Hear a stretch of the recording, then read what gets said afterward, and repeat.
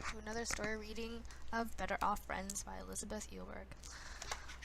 Today we will hopefully be reading chapter 9 and 10, but we'll see just how long we are. But I'll try my hardest. Or you can just sit through a really super long video while you're trying to sleep or whatever.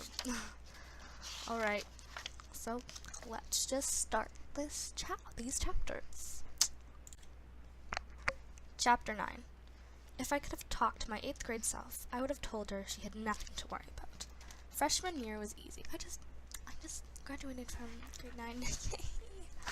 Anyway, summertime. Admittedly, having a boyfriend who'd already spent a year that there helped a lot. Are you cold? Ian, I can't do this today. Let's try. Are you cold? Ian put his arm around me. Why do I have a feeling that was just an excuse to get closer to me? I leaned into him.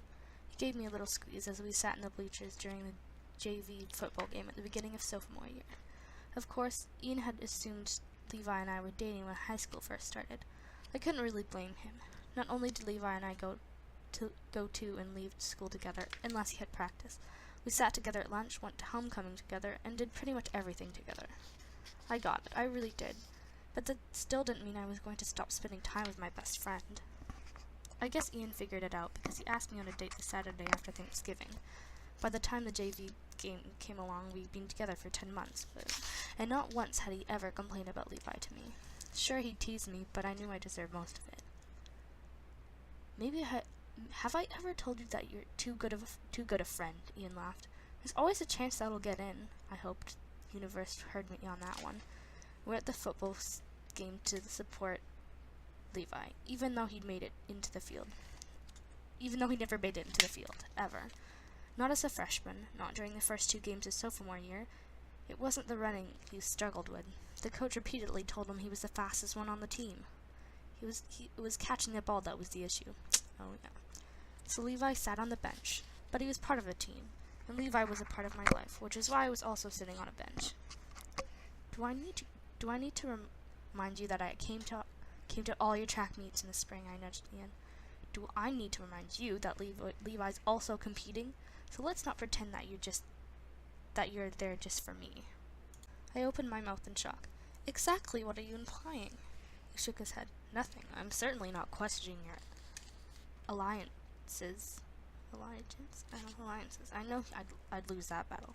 Plus, you know I like him, except for the fact that he's getting close to beating my times. I hid my face. I was grateful that the only time my boyfriend and best friend got competitive was during track. The varsity track coach, Mr. Scarfenberg, had already told Levi he was pretty much a shoo-in to be on the varsity team this year. Ian and I sat through the entire game. I tried to pretend to be interested in what was going on, but honestly, if Levi wasn't playing or the players weren't wearing green and gold, I couldn't have cared less. I did spend a significant amount of time avoiding eye contact with the cheerleaders. Emily performed like she didn't have a care in the world, and she probably didn't. She dated Troy for a bit, followed by Keith, then James, then Mark, then Dave. Very classy names there. Despite all her concerns, she never struggled to fit in. She had an even bigger circle of friends now. Daniel had gone with me in the divorce, which was good, because I really needed her dry sense of humor to help me after the breakup. Whenever Emily and I had class together, we'd sit and chat, but as soon as the bell rang, she'd go to her new friends. But I had new friends of my own, which made it easier not to have hard feelings. After the game was over, Ian and I waited by the locker room for Levi. He exited the building with a gray hoodie pulled low over his head. His entire posture showed defeat. Hi! I tried to be enthusiastic for him, but not too enthusiastic. Hey guys. Levi continued to look down at the floor. I told your mom we'd give you a ride home, but first maybe some custard? On Ian? Hey! Ian grabbed me by the wrist. I swatted his hands away. Ever the gentleman. Levi wasn't amused. Nah, I'm okay. He wouldn't even look at us. There were 2 words for a moment like this. Awkward. We got into Ian's car. I could practically feel Levi's eyes roll into the back of his head when a rap song came blasting from the stereo. I hate rap songs. I turned the music down. So, Levi, Ian glanced in the rearview mirror. I heard you're dating Carrie Pope? I didn't think you could technically call one coffee and one movie dating, but Levi nodded. Isn't she a freshman? Ian's interest in Levi's dating life was making me anxious.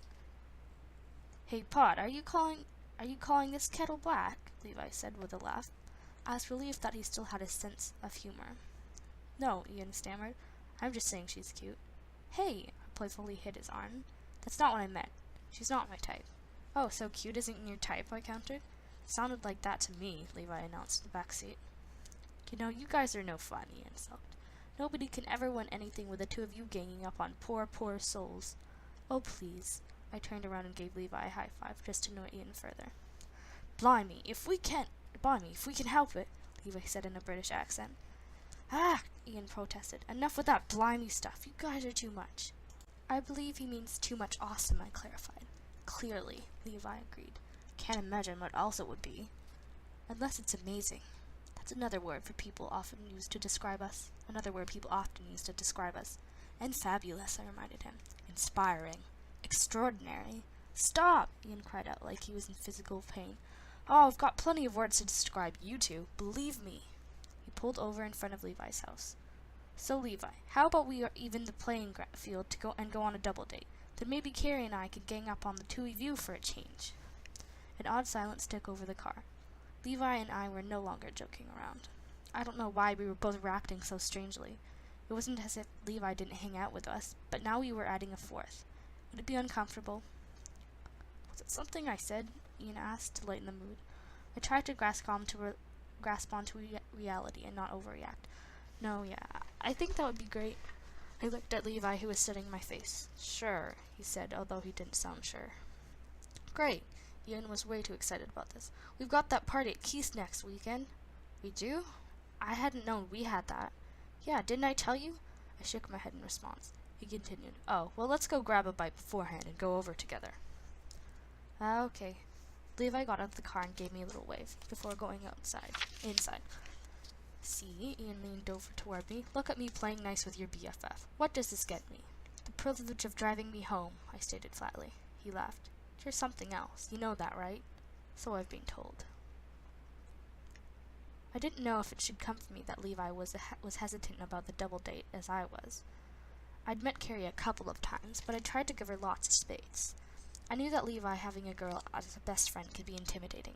She seemed sweet and he liked her, so I wanted it to work for them. Plus, I had learned to knock before entering rooms, both literally and metaphorically. I know how to pronounce that just not. Okay. The four of us, unless I did pronounce it. Anyway, the four of us were eerily quiet on the drive over to the restaurant for Friday night fish fry.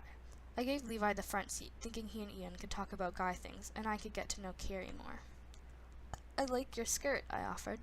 Carrie was wearing an orange skirt with an off-white cashmere wrap sweater. Thanks, I like your outfit too, she replied, although I was only wearing jeans and a basic black top. But she was clearly trying to make an effort. Thanks. She smiled at me. And you have, like, the best hair. She started fiddling with her own long, honey brown hair. You've got great hair, too. She shrugged her shoulders. My color's so boring. Levi turned around. Seriously? Hair and clothing? Way to shatter stereotypes, McCallum. I shot him my patented death stare. What were you guys going to talk about? Sports? Well, we're clearly manly. Seriously? You want me to get in this with you right now in front of Carrie? I raised my eyebrow, daring him. He turned back around. I knew this was a bad idea. While I was pretty sure he was saying it as a joking manner, I agreed with him 100%. I tried to adjust my attitude as we sat down at Kieran's Tavern. Kieran's Tavern. I don't know.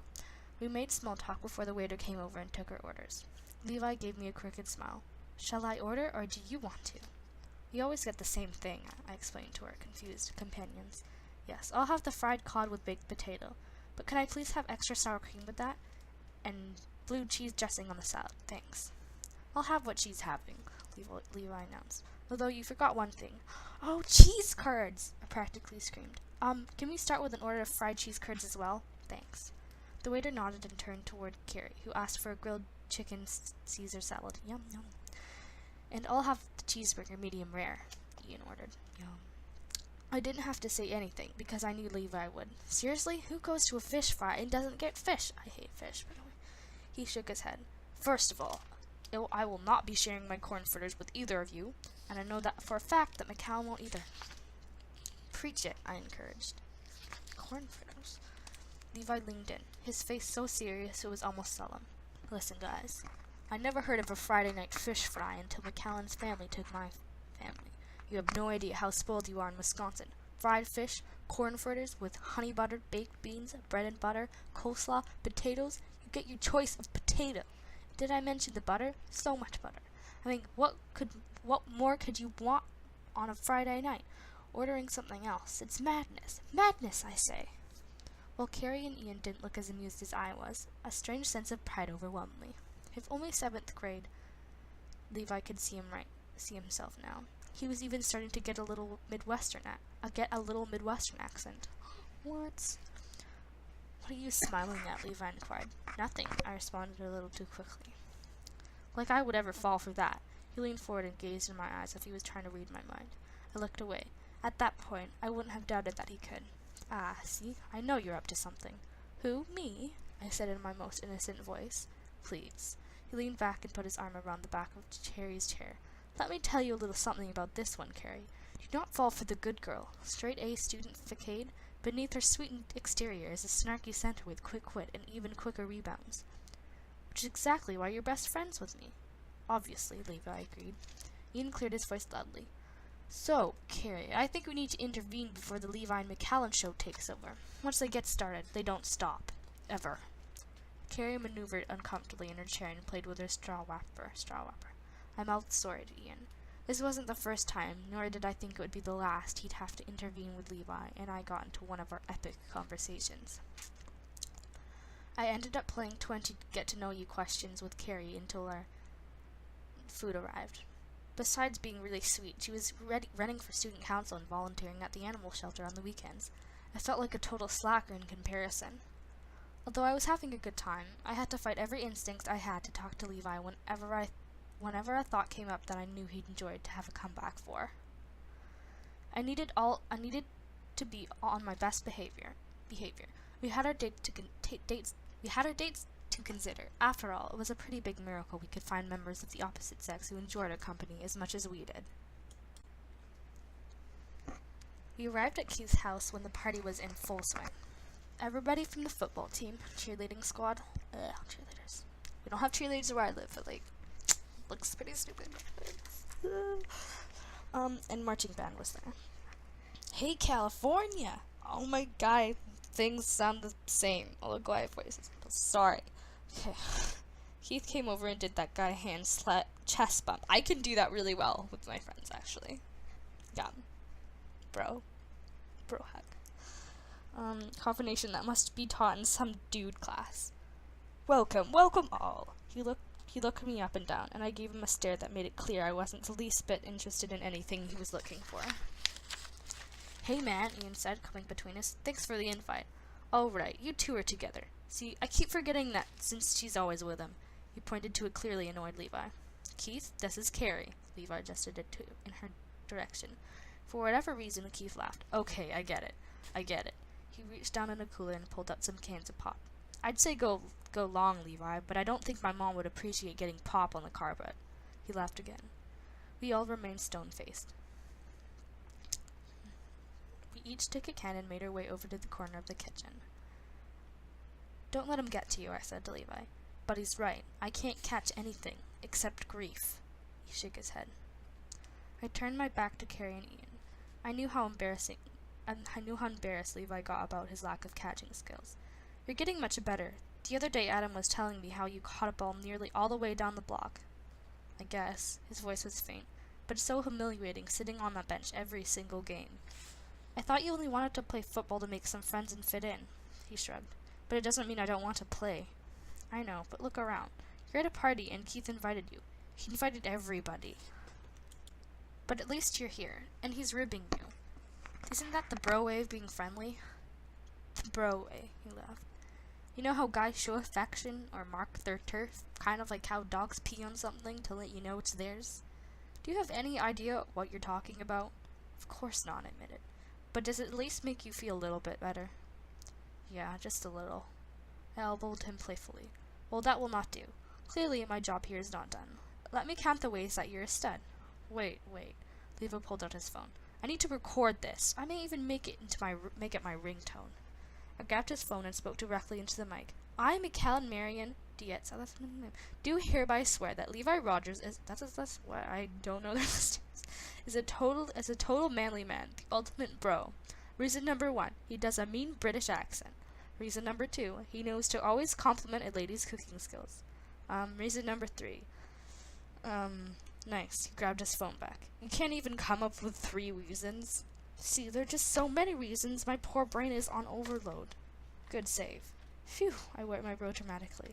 Hey, Daniel approached us. I didn't see you guys come in, but then I saw your dates outside and figured you were doing that thing you do. Daniel could read the nonverbal exchange Levi and I shared. Let me guess, you didn't realize your dates left. I grimaced. She shook her head. You guys are too much. Clearly, Levi said in unison. Well, may I suggest that you take your party outside and keep your dates company? Thanks. I gave Danielle a quick hug before she returned to her marching band friends. I like Danielle. She's a good girl. She's nice. She's cool. Levi went to the class patio door and saw Carrie and Ian leaning against the deck railing. Ian was telling some story that was making Carrie laugh. They should speak up. Well, at least they're having a good time, Levi remarked. In fact, it looks like they're having a better time now than they did at dinner. Levi, I stopped him from opening the door. I think that maybe it's not the best idea for us to go on double dates. He nodded. I know. It's hard to throw anybody into our mix. I don't want to mess things up with Carrie. You and I will still hang out. I'm only saying that maybe date night should just be a date night, not forcing our dates to put up with the 2 of us. Levi's gaze was fixed straight ahead. His jaw was tightly clenched. Levi? When he didn't respond, I followed his stare. Ian moved closer to Carrie and tucked a piece of hair behind her ear. She blushed, but leaned into him. Then he put his arm around her. Are they flirting? I gasped out. There was no way this was happening. Levi and I remained frozen as we watched Ian and Carrie get closer and closer. He said something else that made her laugh. She twirled a piece of hair with her finger. Then he leaned farther into her. Her smile dropped. They were studying each other intensely. I recognized that look on Ian. He tilted his head and put his index finger up to her chin. This was so not happening. I can't. Levi's paid voice snapped me into action. I slid the glass door so quickly it rattled. How could you? I found myself in front of Carrie. I know I should have been more upset with Ian, but at that moment I was furious at Carrie. Levi had been on a few dates with her. He'd asked her to come hang out with his friends and go to a party he was invited to, and this was how she repaid him? Carrie shrank from me, but Ian stood closer. Are you being serious right now? I've never seen him mad before, but he was mad now. Are you being serious right now? I threw back. He looked at me with disgust. Do you realize how messed up this is? You're mad at Carrie? Do you even care about me? You know what? You don't need to answer that. It's clear that your only concern is Levi, not your boyfriend. No, wait, your former boyfriend. Let me make sure I'm getting this straight. My mind was trying to keep up with everything that happened in the past few minutes. You were flirting with another girl. If I hadn't stepped in, you were probably going to kiss another girl. You were going to cheat on me. And you're getting mad at me? And you're breaking up with me? Do you have any idea how much this hurts me? Ian's voice cracked. Ian's voice cracked. And I could tell it was completely genuine. I felt awful. Maybe I had hurt him. But I certainly knew I didn't do anything that justified cheating. How are you putting this on me? Confusion swirled around in my head. Ian and I had never fought, not once. You were talking about going into Milwaukee for a 1-year anniversary. Now he was breaking up with me? Have you been drinking? You know I don't drink, he snapped at me. Maybe I did do this on purpose, for you to see what it's like to have your boyfriend give another girl all your attention. I really like you, McCallum, but I can't sit here and play second best to Levi anymore. You wouldn't think of any of this if he was a girl. But he's not, and that's the problem. Why don't you two just go out already? This is what it always came down to. The perception that there was no way Levi and I could legitimately be legitimately best friends and only friends. Nobody ever got that. Mostly because those people never had a best friend of the opposite sex. Or maybe it would be more appropriate to say that none of those people had Levi as a best friend. If you've had such a problem with it, why are you only saying something now? He groaned. Because I figured that the closer you and I got, the less I'd have to deal with him. Deal with him? You know what I mean. No, I don't. I nearly jumped out of my skin when I heard Levi's voice say, I'm so sorry. I had forgotten that he and Carrie were there. In fact, a whole crowd had started gathering around the door.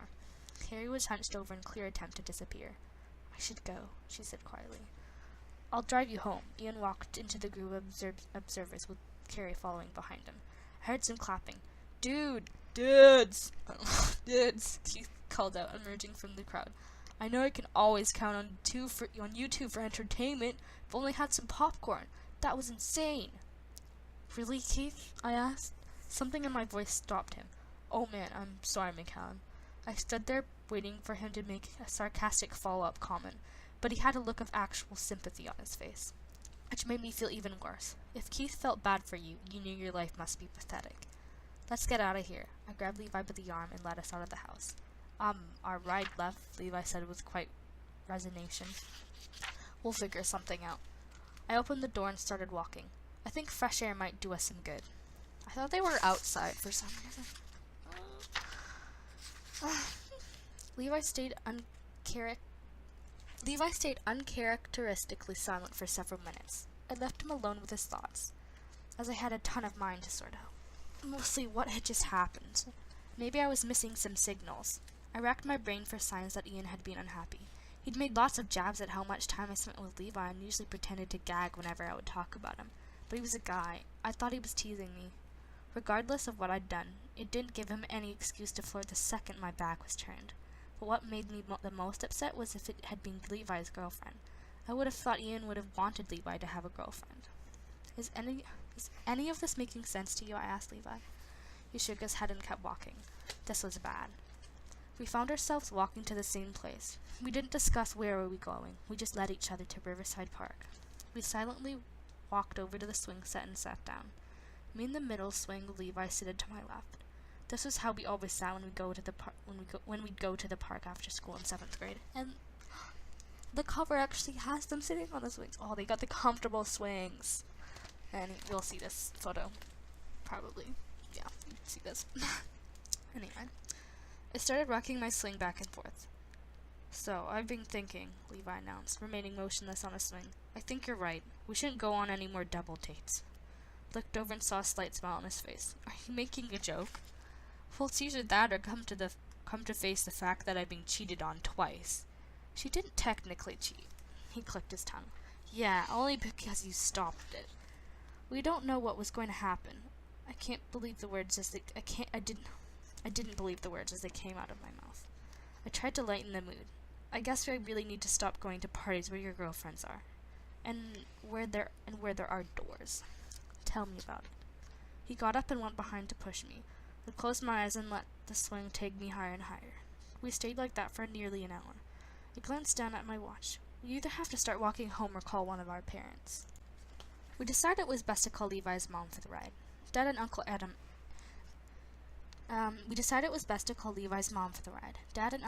were very protective of me, so I didn't think that they would take it lightly that I'd been essentially abandoned at the party, although I was with Levi, which would have made them feel a little bit better. They both really liked Ian, so I knew they'd be disappointed to hear it was over. It was so strange to think about it.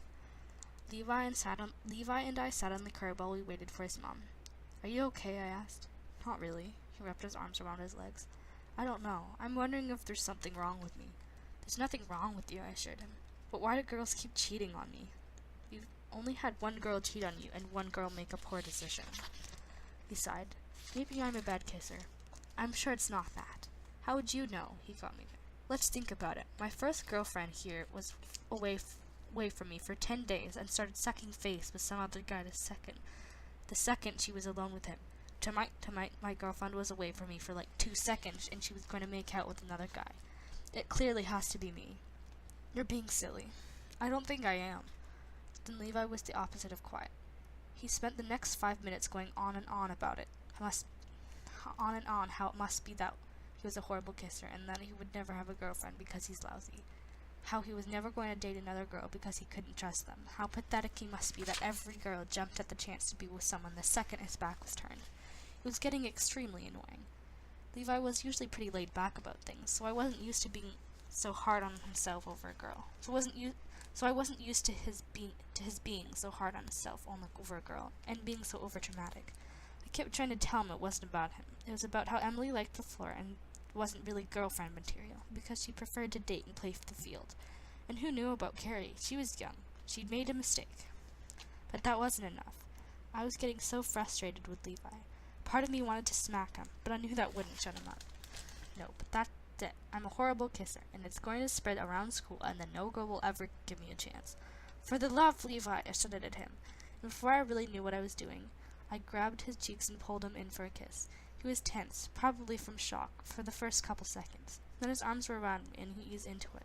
I pulled away, and Levi struggled for breath. What? He stammered. You're fine. You're not a bad kisser. It has been verified. Moving on. His eyes were wide, his mouth speechless. I loved that he was so flustered. We saw his mom's car approaching. I stood up and remained on the curb. I reached out my hand to help him up. It took him a second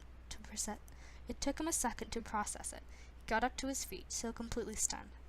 So that's one thing I have over your friends in California and Rose here, I said to him. He returned a blank stare.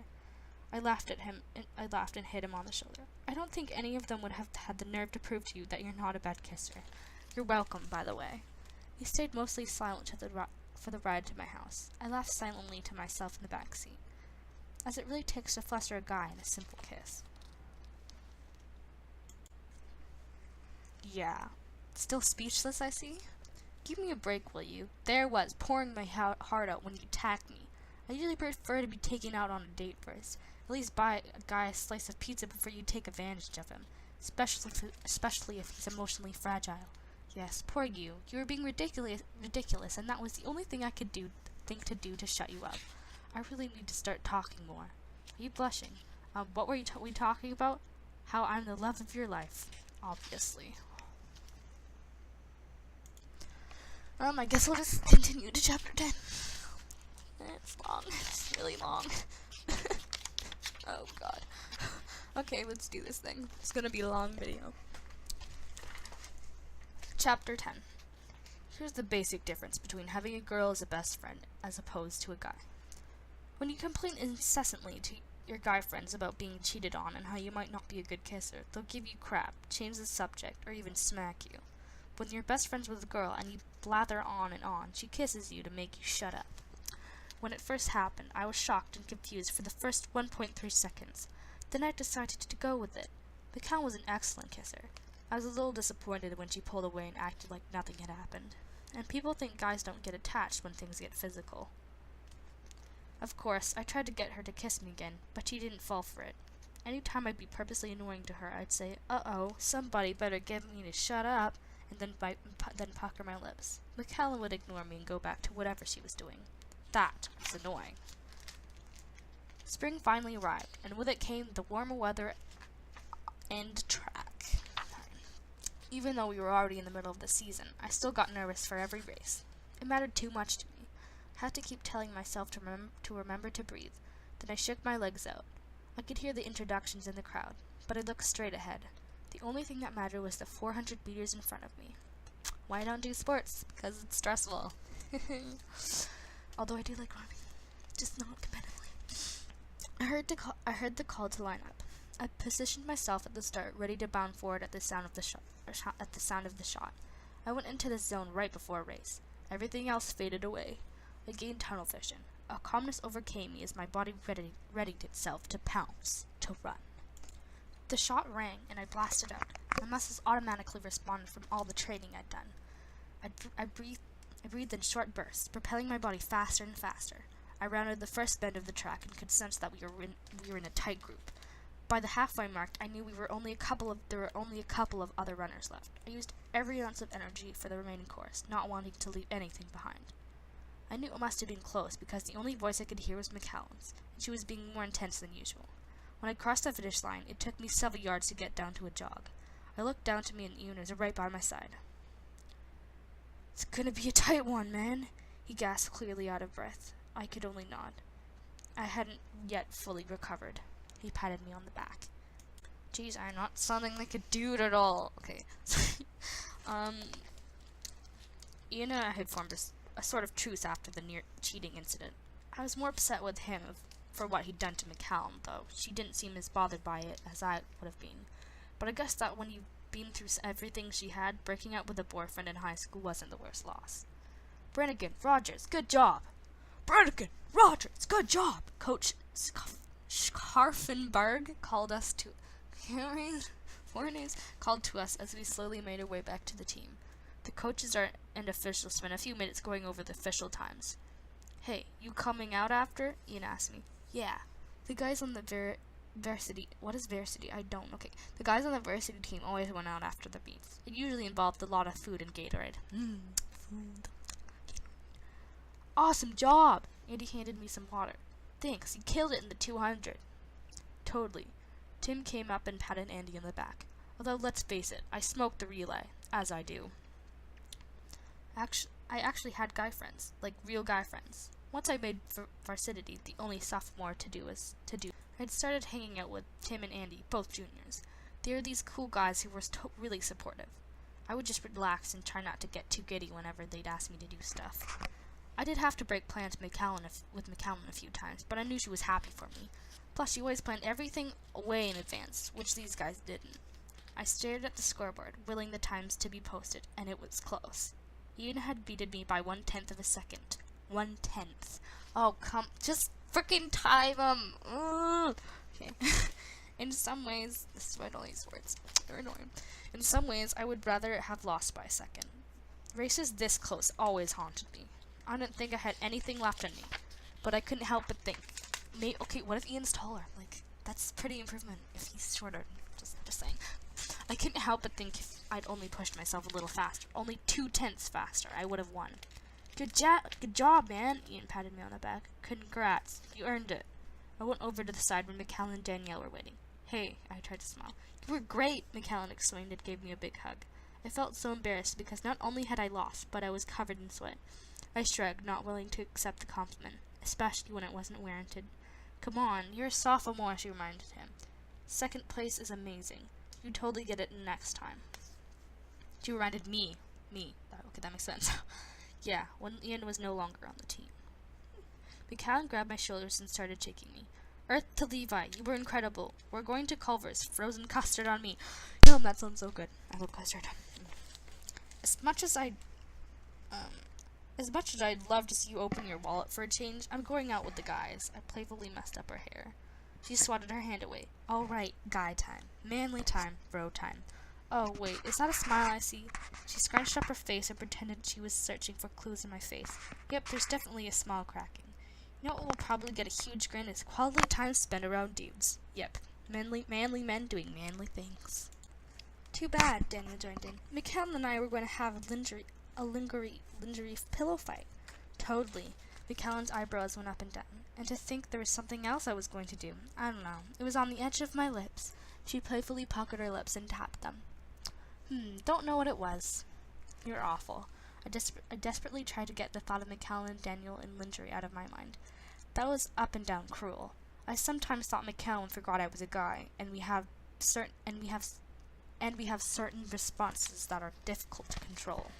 I'm only teasing. She bumped her hip against mine. Yes, tease was the appropriate word.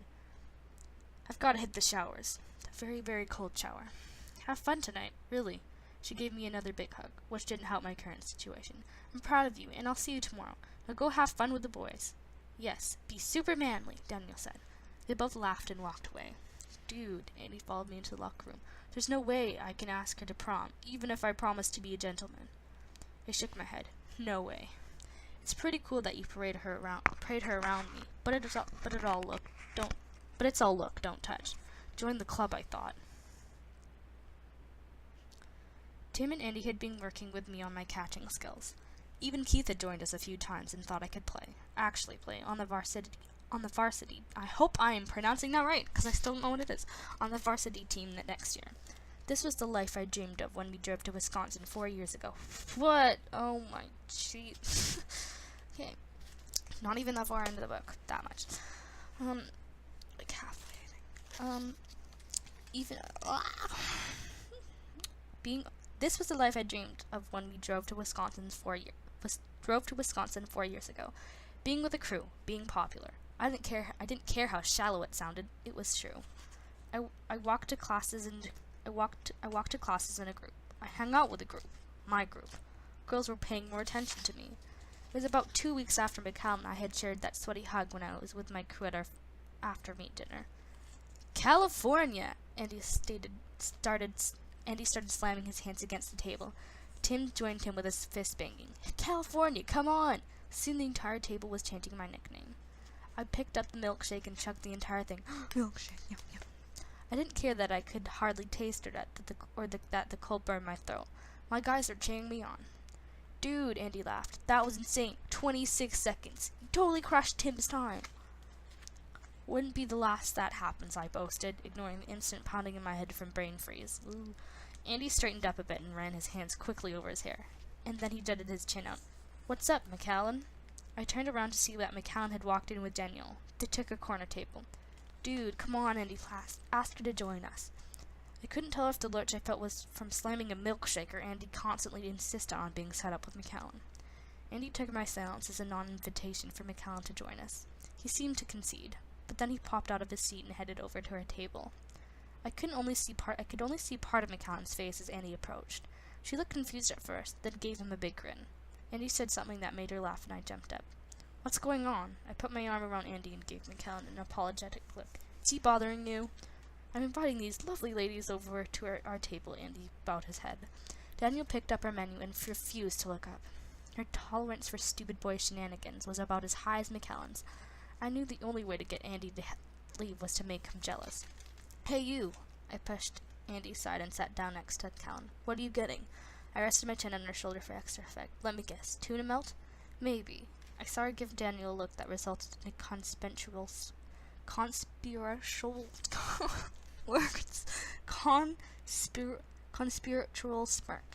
Quiet settled on the table.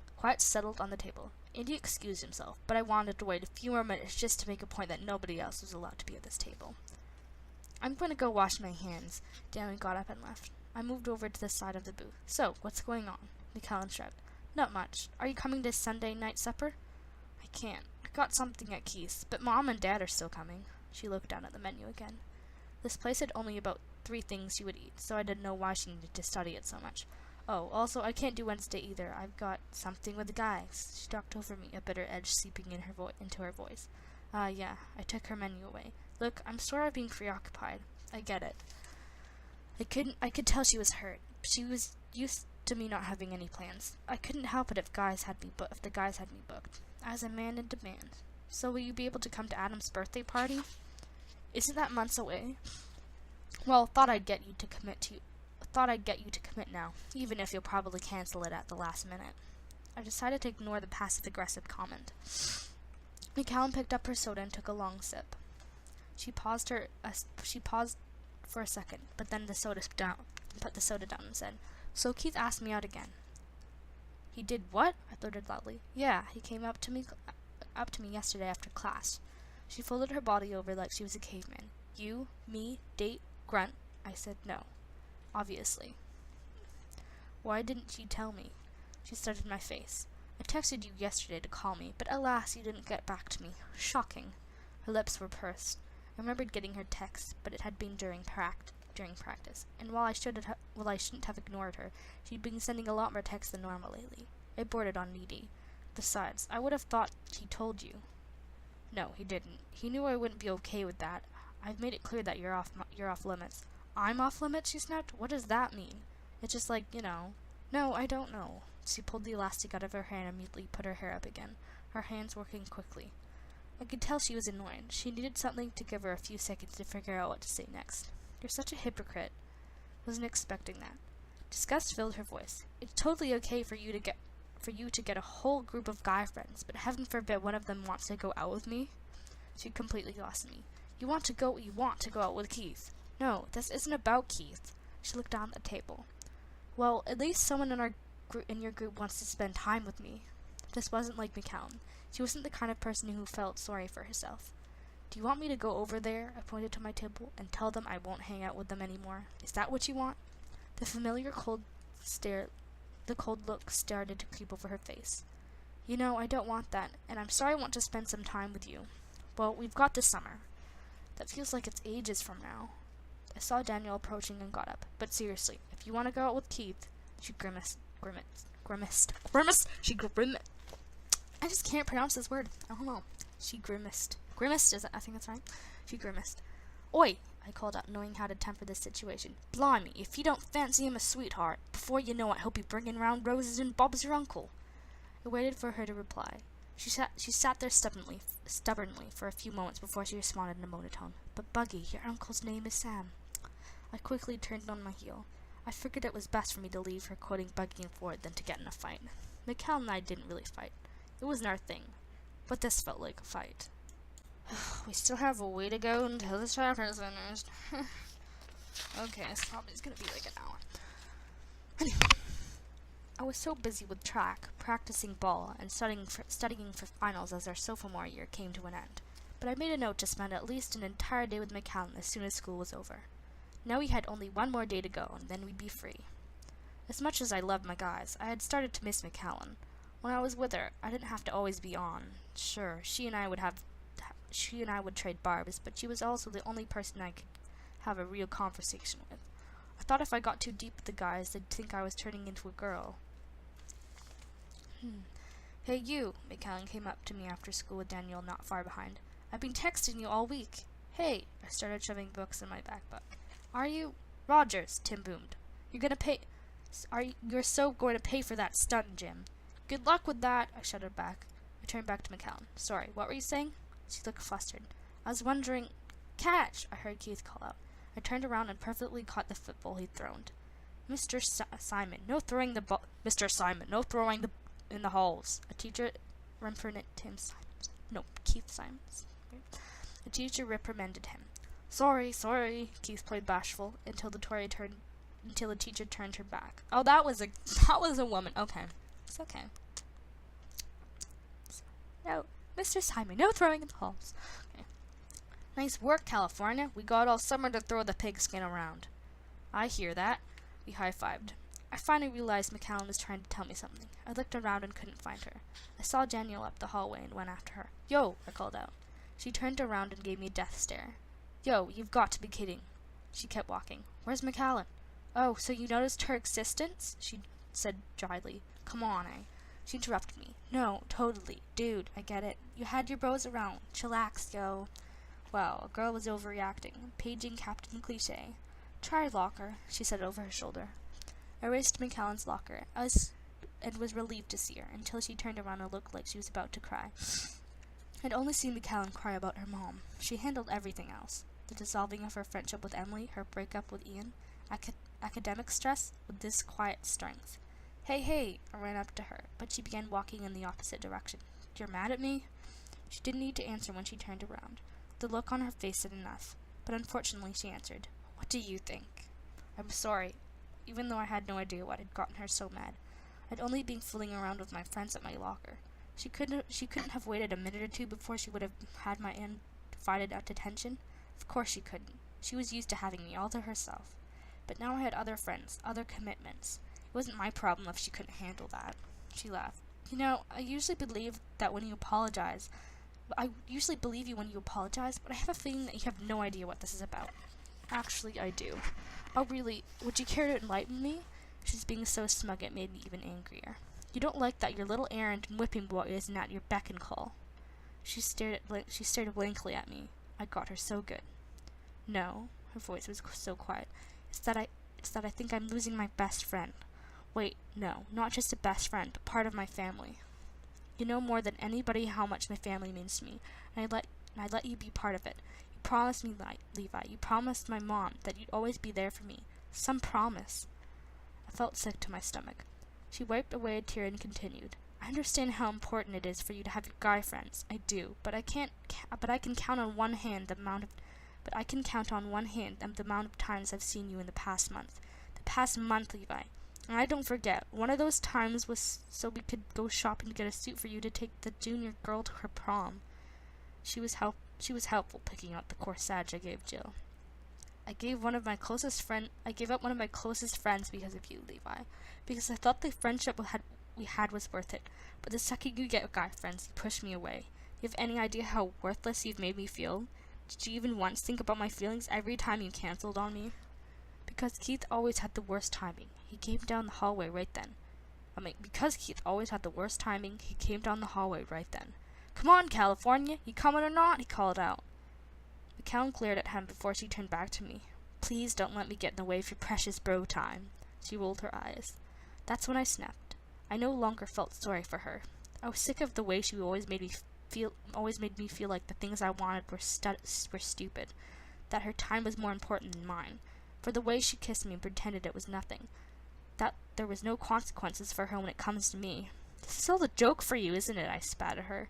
Her face turned white. I never thought. I cut it off. "Yep, you never think."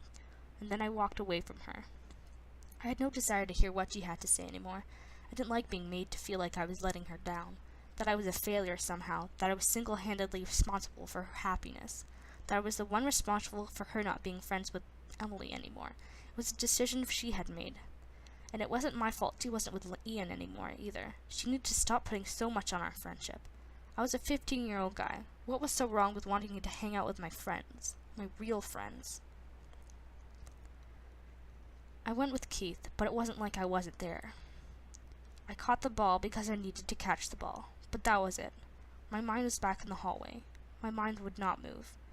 I was proud of myself for making. I wasn't proud of myself for making McCallum sad or knowing full well she was probably crying at that very second, somewhere out of my reach. But she just got to me. I hated that she was making me feel guilty when she was the one who should have been. She was the one who, wanted to. I was so angry. I couldn't even think straight. I hated that I felt that way. I hated that I used to be able to tell McCallum everything, but couldn't anymore. She drove me nuts. She had these certain ways about her that would fill me with rage when I thought about it. The way she would tease me. The way she would expect me to be there for her. The way she would rest her head on my shoulder when we'd watch a movie. The way when she taught me by messing up my hair. The way she kissed me and pulled away. Really, when I thought about it, it was that moment, that kiss, was when I started to feel differently about her. But to her it was nothing. Why did it have to be nothing? Why couldn't it have been something? Why did she have to pull away? Why couldn't she? Then it hit me. I knew I could sometimes be slow with things, but why on earth had it taken me so long to realize what was really going on? What I really felt. Why I was really mad. Why I was pushing McCallum away. Why being with her became more and more difficult. Why I felt nervous and angry any time a guy mentioned her. The second I admitted it to myself, I knew it had been true for a very, very long time. 4 years, jeez. Okay. I was in love with McCallum. I dropped the ball and left it. This is so cliche. Damn it. Damn. Okay. Yep. They should totally make this into a movie now. I dropped the ball and left it there on the ground. Keith asked me what was going on. I yelled something at him and the other guys about needing to talk with McCallum and ran. I knew love was a strong word for someone my age, but that was what it was. That was what we had. I wasn't going to let it go. We'd hit rock bottom, but this is what I found there. The truth. I ran faster than I'd ever run before. There wouldn't have been a 1/10 difference that day. I would have blown away every last runner that time, because at the end to this finish line wasn't a trophy. It was McCallum. I was a little winded when I knocked on the door. I didn't care that I was sweating and probably looked a little crazy. What I was about to do was crazy. What I was about to do would change everything. But I couldn't hold it any longer. The truth I was concealing was driving her away.